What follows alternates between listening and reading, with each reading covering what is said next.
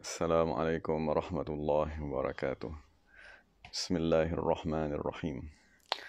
Alhamdulillahi rabbil alamin. Wassalatu wassalam ala sayyidil mursalin wa ala alihi wa sahbihi ajma'in. Rabbi shrah lana sudurana wa yassir lana umurana wa hlul 'uqdatam min alsinatina yafqahu aqwalana. Thabbit aqdamana wa tammim taqsirana ya rabbana rabbal alamin.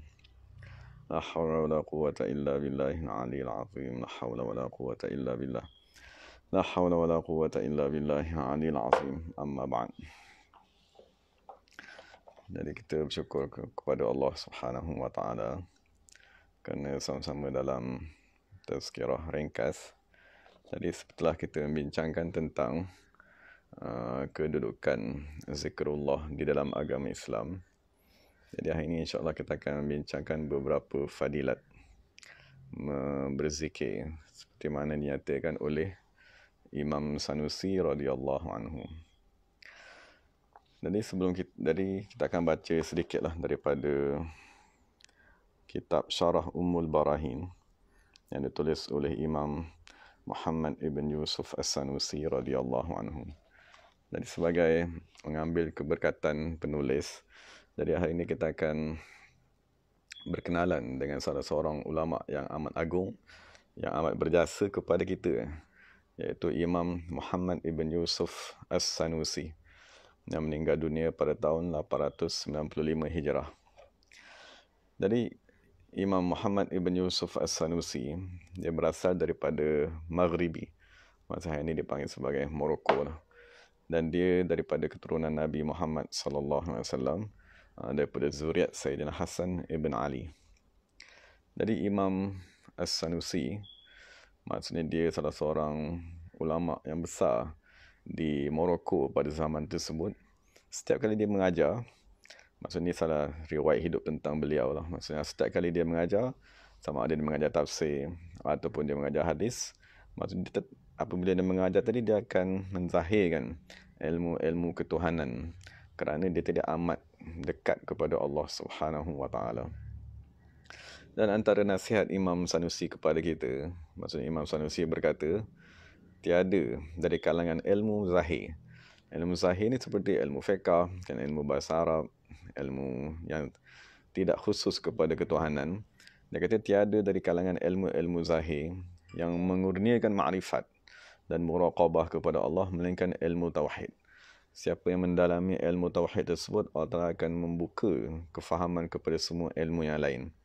Dan bergantung kepada kadar makrifat seseorang akan bertambahlah ketakutan seseorang tersebut kepada Allah Subhanahu wa taala. Dan salah seorang daripada murid Imam Sanusi, iaitu Syekh Al-Mullali, dia berkata, aku mendengar Imam Sanusi berkata, yambaghi lil insan an yamshiya birifqin wa yanzura amamahu. Maksudnya sepatutnya apabila kita berjalan dengan lemah lembut, maksudnya kita berjalan dengan keadaan berhati-hati dan dia memandang ke hadapannya, li'alla yaqtula dabatan fil ard, kerana takut dia tadi memijak binatang-binatang yang sedang berjalan di hadapannya. Dari itu salah satu akhlak Imam Sanusi radhiyallahu anhu. Jadi apabila Imam Sanusi ingin, maksudnya sampai kepada sakit yang membawa kepada kewafatannya, maka dia tadi dah mula tak keluar ke masjid dan duduk di rumahnya.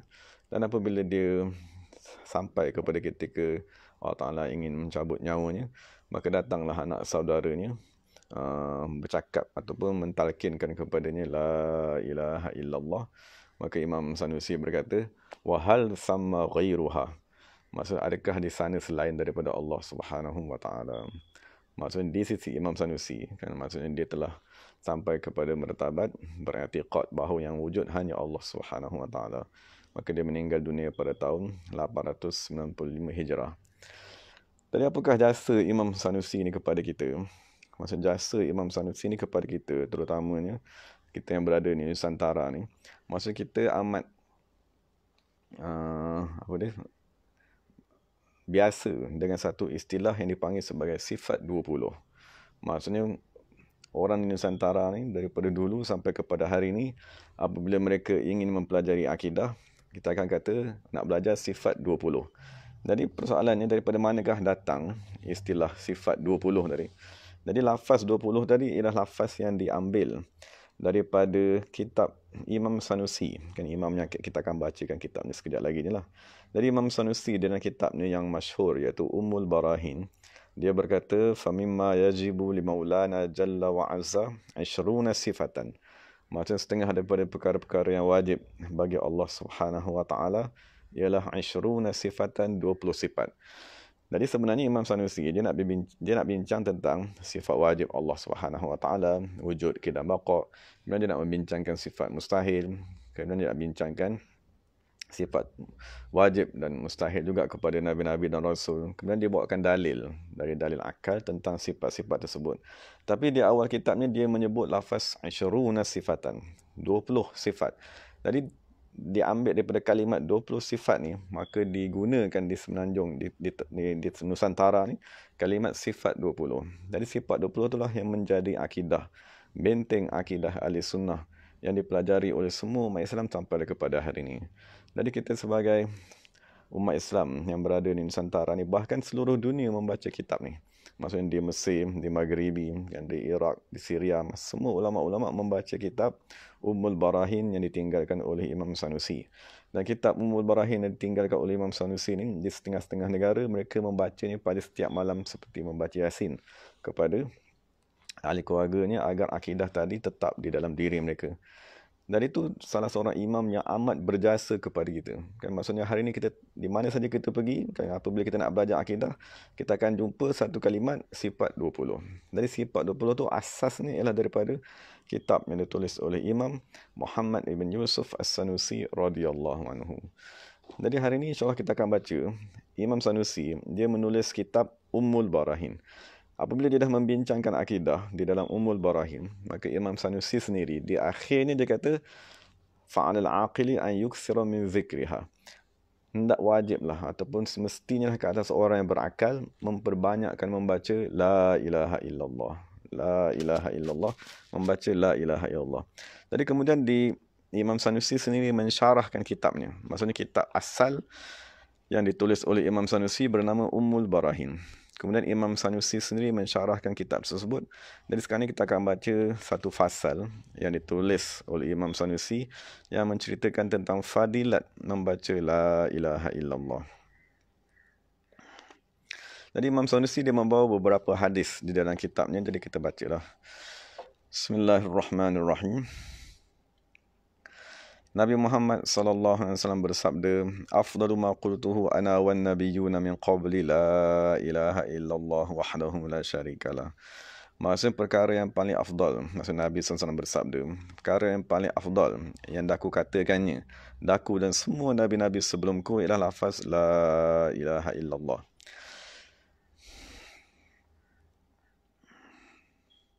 Dan diriwayatkan juga oleh Imam Nasa'i sesungguhnya Nabi sallallahu alaihi wasallam bersabda, afdaluz zikri la ilaha illallah. Sebaik-baik zikir ialah lafaz la ilaha illallah.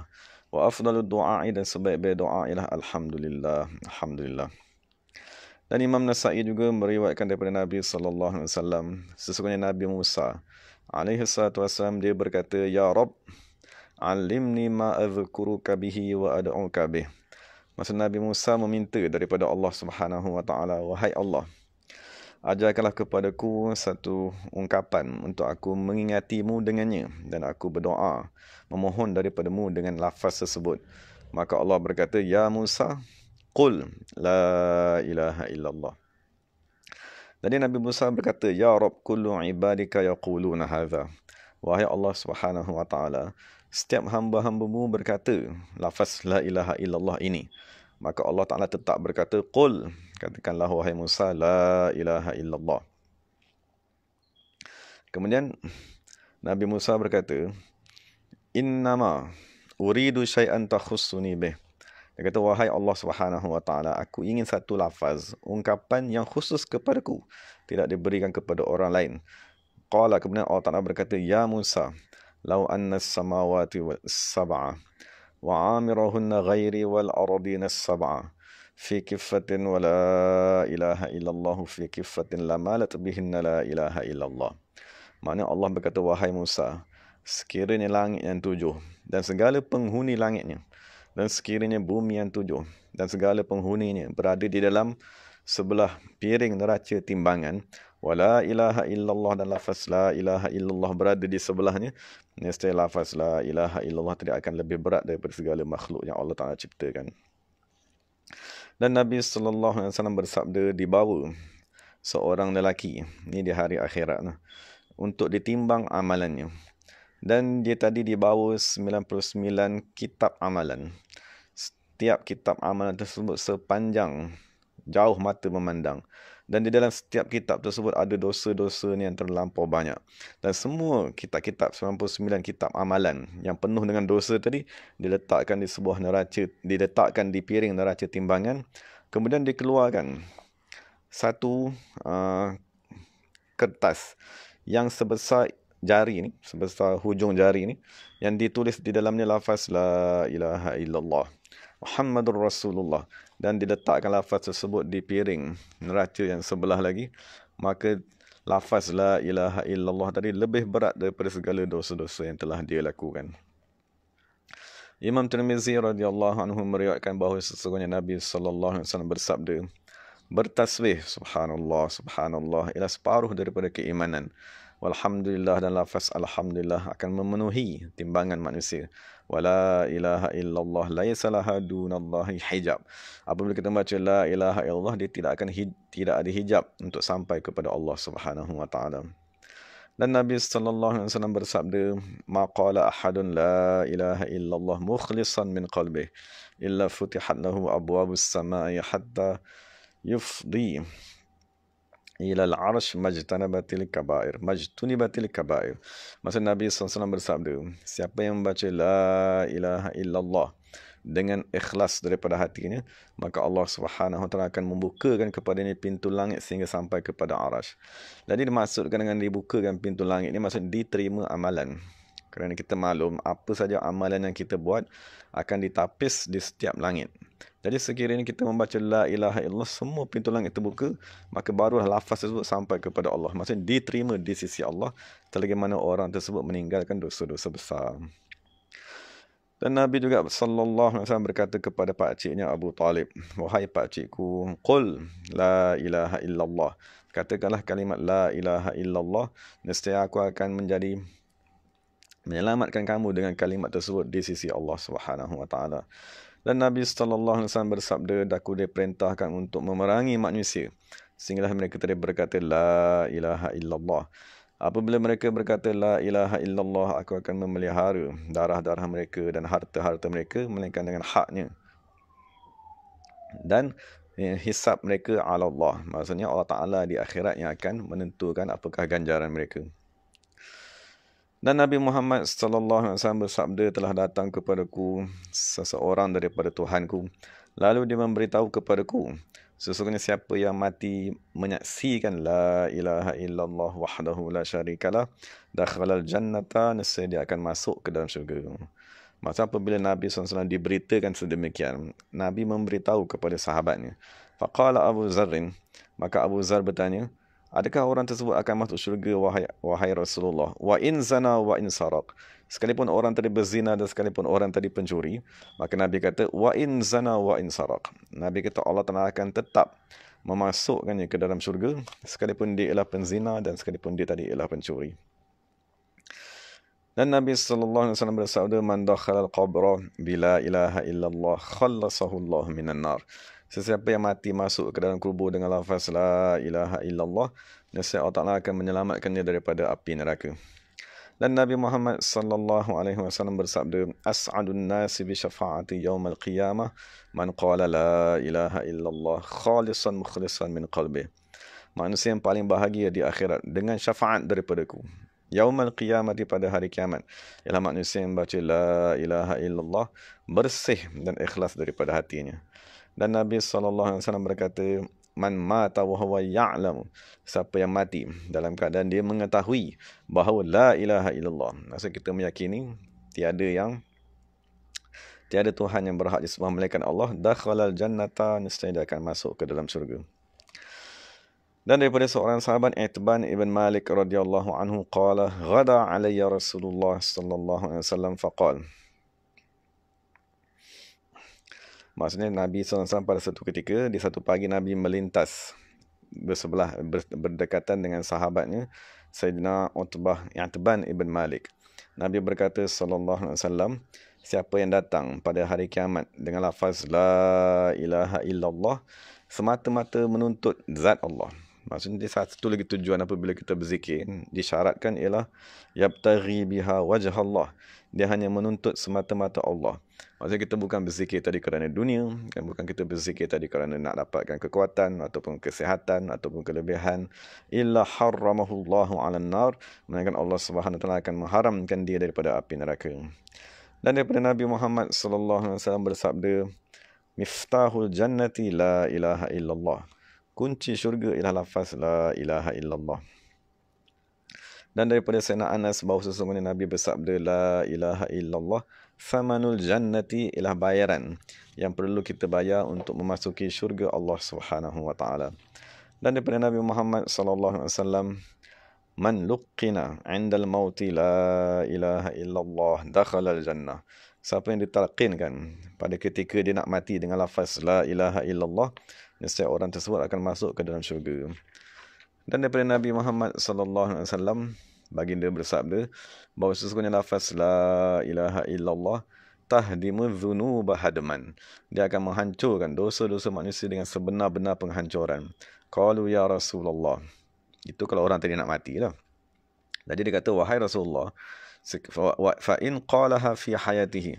Sekiranya dia membaca la ilaha illallah semasa dia masih hidup, qala hiya ahdamu wa ahdam.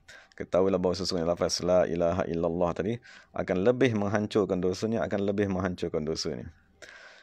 Dan dalam hadis daripada Sayyidina Abu Hurairah, Rasulullah SAW bersabda, man qala la ilaha illallah nafa'athu yawman min dahrihi asabahu qabla dhalika ma asabah. Sesungguhnya siapa yang membaca la ilaha illallah, sesungguhnya kalimat tersebut akan memberi manfaat kepada dirinya. Satu hari di dalam hidupnya nanti, kalimat itu akan tetap memberi manfaat kepada dirinya. Maksudnya ketika dia nak mati tadi lah. Asabahu qabla dhalika ma asabahu, tak kira sebelum tadi apa saja dosa yang pernah dia lakukan. Dan dalam kitab Ihya daripada Nabi Muhammad sallallahu alaihi wasallam, jikalau datang Nabi Muhammad SAW bersabda, jikalau datang seorang yang membaca la ilaha illallah, maksudnya dia membaca tadi dengan hati yang benar, apabila dia datang di akhirat dengan sepenuh dunia dosa-dosanya, nescaya Allah Subhanahu wa taala akan mengampunkan dosa tersebut dengan lafaz la ilaha illallah. Dan Nabi Muhammad SAW bersabda juga, laisa ala ahli la ilaha illallah wahsyatun fi quburihim. Maksudnya tiada kegelisahan kepada orang yang banyak mengamalkan la ilaha illallah, tiada kegelisahan, tiada rasa kesunyian di dalam kubur mereka. Dan tidak juga mereka berasa kesunyian apabila mereka dibangkitkan. Dan Nabi kata, seolah-olah aku melihat kepada mereka dibangkitkan daripada tanah. Maksudnya ahli yang membaca la ilaha illallah ni, mereka berkata, alhamdulillahillazi azhaba 'annal hasan inna rabbana laghafurun syakur. Kepujian bagi Allah Subhanahu wa taala yang menghilangkan daripada kami kesedihan. Inna rabbana, sesungguhnya Tuhan kami pengampun dan amat berterima kasih. Dan daripada Sayyidina Abu Hurairah, Nabi berkata kepada Abu Hurairah, ya Abu Hurairah, inna kulla hasanatin ta'amaluha tuzanu yawmal qiyamah illa syahadatu an la ilaha illallah. Ketahuilah wahai Sayyidina Abu Hurairah, sesungguhnya setiap amalan yang kamu buat akan ditimbang pada hari kiamat, kecuali penyaksian la ilaha illallah. Kerana dia tidak akan diletakkan di atas timbangan.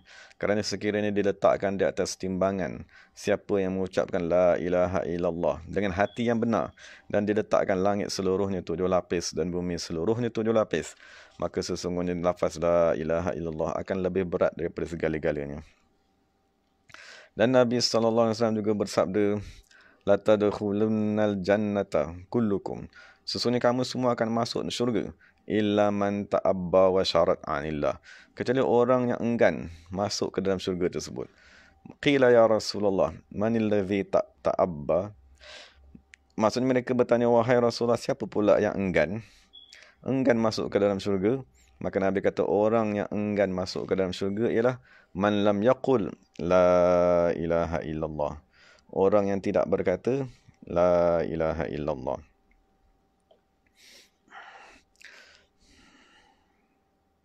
Maka Imam Sanusi berkata, hendaklah kamu semua memperbanyakkan membaca la ilaha illallah sebelum Allah Subhanahu wa taala menarik nyawa kamu, lalu kamu tadi tidak sempat untuk membacakannya. Jadi kalimat la ilaha illallah dia ialah kalimatul tauhid. Dia juga digelar sebagai kalimatul ikhlas. Dia juga digelar sebagai kalimat taqwa, dan dia juga digelar sebagai kalimatul tayyibah, ataupun dia panggil ad-da'watul haq. Dia juga digelar sebagai al-urwatul wuthqa, dan dia juga dipanggil sebagai thamanul jannah. Dan Allah Subhanahu wa taala menyatakan dalam Quran, hal jazaa'ul ihsani illal ihsan. Tiadakah balasan seseorang yang berbuat baik mereka akan dibalas dengan kebaikan? Maka ditanya, kebaikan di dunia ialah berkata la ilaha illallah, dan kebaikan di akhirat yang akan dibayar ialah syurga bagi orang yang mengucapkannya. Dan Allah Subhanahu wa taala juga berfirman, lillazina ahsanul husna wa ziyadah. Bagi orang yang berbuat kebaikan akan dikurniakan dengan syurga dan lebih daripada syurga. Dan diriwayatkan, apabila orang tadi membaca la ilaha illallah, maka lafaz la ilaha illallah tersebut akan datang ke atas kitab amalannya. Tidaklah lafaz la ilaha illallah tadi berlalu di atas mana-mana kesilapan dosa yang dia lakukan, melainkan lafaz la ilaha illallah akan memadamnya, sehingga lafaz la ilaha illallah tadi berjumpa dengan satu amalan baik, maka dia akan duduk di sebelahnya. Dan daripada Sayyidina Abu Hurairah radhiyallahu anhu, daripada Nabi sallallahu alaihi wasallam, sesungguhnya Allah Subhanahu wa taala mempunyai satu tiang daripada nur di hadapan Arash. Apabila manusia membaca la ilaha illallah, maka tiang di hadapan Arash tersebut akan bergetar. Maka Allah Subhanahu wa taala berkata kepada tiang tersebut, uskun, tetaplah dan jangan bergerak. Maka tiang tadi berkata, kaifa askun, bagaimanakah aku boleh diam? Wa anta lam taghfir liqailiha, kamu masih belum mengampunkan orang yang membaca la ilaha illallah tersebut. Maka Allah berkata, qad ghafartu lahu, aku mengampunkan orang tersebut. Fa yaskunu 'inda dzalika, maka tiang tadi pun tidak bergerak lagi. Daripada Abi Zarrin, dia berkata, aku berkata, wahai Rasulullah SAW, wasiatkanlah kepadaku. Maka Nabi kata, aku wasiatkan kamu untuk bertakwa kepada Allah. Dan sekiranya kamu melakukan sesuatu kesalahan, maka kamu iringlah dengan kebaikan. Nescaya kebaikan tersebut akan menghapuskan kejahatan. Dan aku berkata, wahai Rasulullah, adakah setengah daripada kebaikan membaca la ilaha illallah? Maksudnya dia tanya, apa kebaikan yang aku nak buat sekiranya aku buat dosa tadi? Maka dia tanya, adakah la ilaha illallah itu kebaikan? Qala hiya min afdalil hasanat. Sesungguhnya lafaz la ilaha illallah sekiranya kamu ucapkan, dia adalah sebaik-baik hasanat yang perlu kamu usahakan ataupun amalkan. Dan daripada Ka'ab, Allah Ta'ala telah mewahyukan kepada Musa di dalam kitab Taurat, kalaulah tidak, laula man yaqulu la ilaha illallah la sallattu jahannama ala ahli dunya. Maksud Ka'ab, dia berkata, Allah Subhanahu wa taala mewahyukan kepada Nabi Musa di dalam kitab Taurat, kalaulah tidak kerana manusia di dunia, ada dari kalangan manusia ni yang membaca la ilaha illallah, la ilaha illallah, la sallattu jahannama ala ahli dunya, nescaya aku akan menghantar neraka jahanam ke atas ahli dunia. Maksud sekarang ni yang kita selamat, tidak diseksa, macam langit tidak menurunkan hujan batu, kan, maksudnya bumi tadi tidak menelan manusia, kerana masih ada manusia yang membaca la ilaha illallah. Dan Rasulullah SAW bersabda, man qala la ilaha illallah, siapa yang membaca la ilaha illallah 3 kali, fi yaumihi, pada sehari ini, kanat lahu kafaratan likulli zambin, maka dia akan menjadi penghapus kepada setiap dosanya pada hari tersebut. Dan diriwayatkan juga daripada Abi Fadl Al-Jauhari qal, apabila masuk ahli syurga ke dalam syurga, mereka akan mendengar daun-daun di dalam syurga, dan semua burung-burung di dalam syurga, semua sungai-sungai di dalam syurga, dan segala yang berada di dalam syurga berkata la ilaha illallah, la ilaha illallah, la ilaha illallah. Maka ahli syurga pun berkata kepada sebahagian mereka, inilah satu kalimat yang kita mengabaikannya semasa kita di dunia. Masa kita tidak menghargainya, maksud kita tidak mengutamakannya. Tapi kita tak tahu syurga dan seluruhnya mengucapkan lafaz la ilaha illallah. Dan dalam hadis yang lain juga menyatakan bahawa yahtazzul arsyu li salasin. Maksud arsy Allah Subhanahu Wa Taala akan bergoncang kerana 3 perkara. Pertama, apabila seorang mukmin berkata la ilaha illallah, dan sekiranya orang kafir juga berkata la ilaha illallah, dan sekiranya ada orang yang mati di luar daripada kawasannya, maka 3 keadaan tersebut arsy akan bergoncang.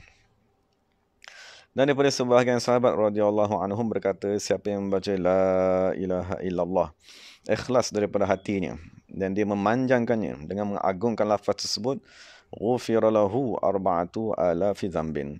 Allah Taala akan mengampunkan baginya 4,000 dosa daripada dosa-dosa besar. Dan ditanya kepada sahabat tersebut, maksudnya kita baca dengan panjang ya, la ilaha illallah, la ilaha illallah.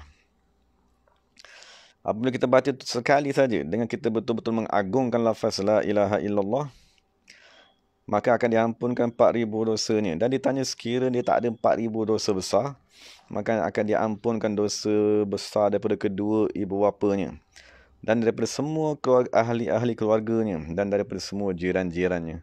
Dari itu faedah kita membaca la ilaha illallah dengan mengagungkan lafaz tersebut.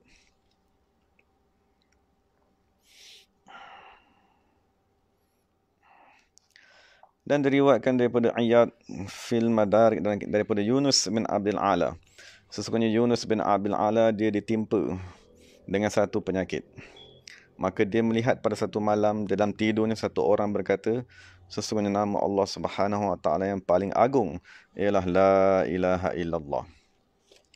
Lalu orang tersebut dalam mimpi tadi membaca lafaz la ilaha illallah dan menyapu, menggosok dengan tangannya di tempat yang dia sakit tadi. Maka apabila dia bangkit daripada tidur, dia melihat badannya telah disembuhkan. Dan daripada Imam Ibnul Fakihani, dia berkata, sesiapa yang selalu mengamalkan ketika masuk ke dalam rumah membaca la ilaha illallah, maka lafaz la ilaha illallah akan menjauhkan dia daripada kefakiran. Dan Imam Sanusi berkata, ketahuilah bahawa kelebihan fadilat membaca la ilaha illallah terlampau banyak, tak dapat nak dikira. Maka oleh sebab itulah imam-imam, maksudnya ulama-ulama Islam, menuntut agar kita tadi memperbanyakkan baca la ilaha illallah. Dan sebahagian daripada mereka tidak berhenti menyebut la ilaha illallah siang dan malam. Dan sebahagian daripada ulama-ulama mereka yang membaca la ilaha illallah dalam tempoh 24 jam sebanyak 70,000 kali. Ada pun orang yang sibuk bekerja, kan, orang yang masih bekerja, mereka tadi membaca la ilaha illallah sebanyak 12,000 kali. Dan diriwayatkan ini sebagai penutupnya lah, kan. Sebagai penutup ni kita bincangkan satu hadis yang amat penting lah. Dan diriwayatkan sesungguhnya siapa yang membaca la ilaha illallah 70,000 marrah kanat lahu fidaan minan nar. Sesungguhnya siapa yang membaca lafaz tahlil la ilaha illallah dan 70,000 kali dan disimpan di dalam dirinya, kanat lahu fidaan minan nar, maka sesungguhnya tahlil tersebut akan menjadi tebusan daripada api neraka. Maksudnya hadis ni ramai umat, ada setengah ulama mempertikaikan. Dia kata hadis tadi dhaif ataupun seumpamanya. Jadi Imam Sanusi radhiyallahu anhu dia akan membawa satu kisah untuk menyatakan walaupun hadis tadi dhaif di sisi periwayatan, tapi bukan bermakna hadis tadi tidak benar, kan, kerana hadis kebanyakannya dihukumkan sah di sisi ahli kasyaf. Jadi dinyatakan oleh Imam Sanusi di sini daripada Syekh Abu Muhammad Abdullah bin As'ad Al-Yafi'i Al-Yamani Syafi'i dalam kitabnya Al-Irsyad wa Tatriz pada kelebihan membaca berzikir dan pada tidak membaca Al-Quran. Daripada Syekh Abi Zaid Al-Qurtubi annahu qala sami'tu fi ba'dil athar. Jadi kisah ni dia daripada Syekh Abu Zaid Al-Qurtubi. Jadi Syekh Abu Zaid Al-Qurtubi dia kata, aku membaca dalam beberapa hadis. Ni Syekh Abu Zaid ni cerita tentang diri sendiri. Jadi kita ingatlah. Syekh Abu Zaid dia kata, aku dengar dalam beberapa hadis, siapa yang membaca la ilaha illallah 70,000 kali, nescaya akan menjadi tebusan daripada api neraka Allah Subhanahu Wa Taala. Jadi Syekh Abu Zaid berkata, jadi aku mengamalkan 70,000 tadi dia bilang la ilaha illallah, la ilaha illallah. Dia bilang, lepas tu dia simpan 70,000 tu dalam dirinya, raja'a barakatil wa'di, kerana aku mengharap keberkatan janji Nabi Muhammad sallallahu alaihi wasallam tersebut, dan aku jadikannya sebagai satu amalan iddakhartuha li nafsi, dan aku amalkan juga untuk ahli keluargaku. Jadi dia kata pada ketika itu, dalam rumah tersebut ada seorang pemuda. Maksudnya kata dalam pemuda tadi dikatakan bahawa dia tadi selalu dikasyafkan. Pemuda tadi diperlihatkan oleh Allah Subhanahu Wa Taala syurga dan neraka. Jadi Syekh ni kata, Syekh Abu Zaid Al-Qurtubi ni, dia kata aku ni kata betul ke? Ni, budak ni, maksudnya budak ni mendakwa dia boleh melihat syurga dan neraka ni, betul ke dia punya dakwaan ni? Jadi dia masih ada ragu-ragu di dalam dirinya. Jadi dia kata pada satu ketika, berkebetulan sebahagian daripada sahabat-sahabatku menjemput aku pergi ke rumah budak tersebut. Maksudnya budak tadi tu dia ada buat satu majlis untuk jamuan makan, maka dia panggil Syekh Abu Zaid Al-Qurtubi. Jadi dia kata, semasa kami sedang makan bersama-sama dengan pemuda tersebut, wasyabu ma'ana, dan pemuda tu dia bersama-sama kami. Kan, iz saha sayhatan munkarah. Tiba-tiba pemuda tadi menjerit dengan amat kuat. Jadi kemudian pemuda tadi berkata, wahai orang yang hadir, aku sedang melihat ibuku di dalam neraka. Jadi Syekh Abu Zaid Qurtubi berkata, apabila pemuda tadi bagi tahu, sebab dia selalu dikasyafkan dengan syurga dan neraka, jadi dia melihat ibunya di dalam neraka. Jadi dia menjerit satu jeritan yang amat kuat. Dan semua orang yang mendengar jeritan tersebut yakin bahawa dia tadi bukan buat-buat. Maksudnya dia menjerit dengan sekerana dia memang melihat syurga dan neraka tersebut.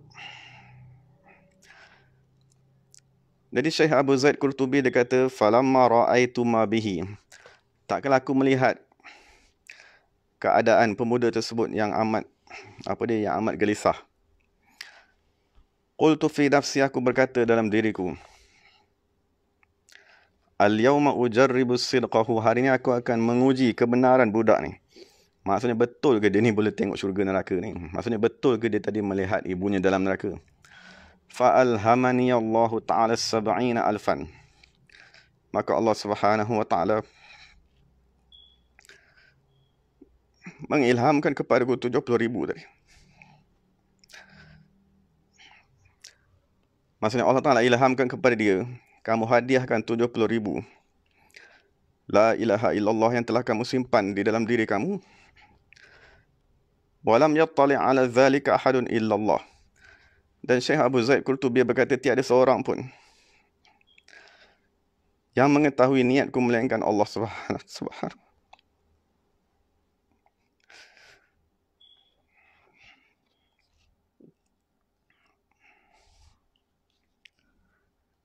Tiada seorang pun yang mengetahui melainkan Allah Subhanahu Wa Ta'ala. Jadi Imam Abu Zaid berkata, faqultu fi nafsi, aku berkata dalam diriku, al-atharu haqqun, sesungguhnya hadis tersebut ya hadis yang benar.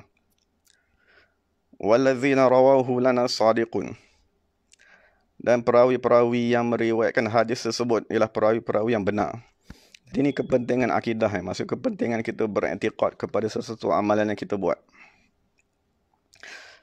Kemudian Syekh Abu Zaid Qurtubi berkata, Allahumma inna 70,000 fida'u hadhihi al-mar'ah ummi hadha syab minan nar. Jadi dia kata dalam hatinya, wahai Allah Subhanahu Wa Ta'ala, ini 70,000 yang aku dah simpan di dalam diriku, aku jadikan tebusan bagi perempuan yang dilihat di dalam neraka ni, ibu kepada pemuda ni.